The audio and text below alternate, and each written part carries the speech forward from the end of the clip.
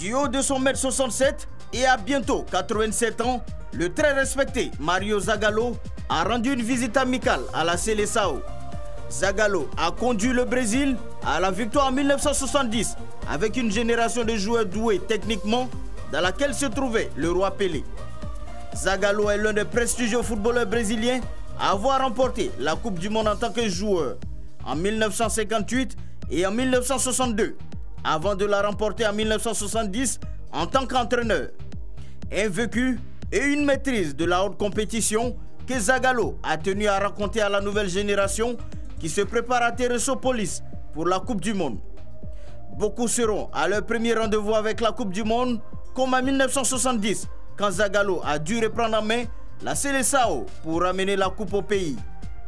Neymar et ses coéquipiers devront donc se donner à 100% pour réaliser le sacre. Zagallo, en fauteuil roulant, a ensuite assisté à l'entraînement du jour. Une séance qu'un autre vétéran de la Seleção n'a pas voulu manquer. Dario José dos Santos, plus connu sous le pseudonyme Dada Maravilla, était de l'épopée de 1970. Grand buteur de l'histoire du Brésil avec 926 buts, Dada s'est reconverti dans la presse sportive depuis la fin de sa carrière. À 72 ans, le poids de l'âge se fait ressentir et Dada Maravilla a perdu son sourire d'antan.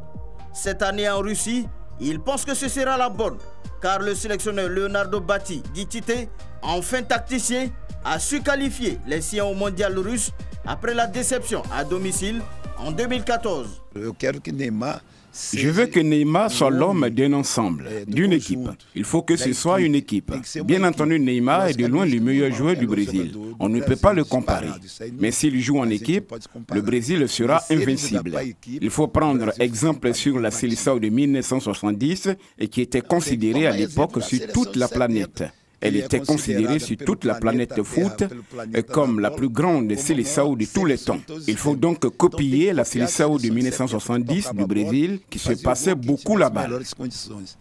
Après avoir reçu la visite de plusieurs légendes du foot brésilien, Neymar et ses coéquipiers se sont envolés pour Londres, en Angleterre, où ils enchaîneront les entraînements sur le terrain de Tottenham.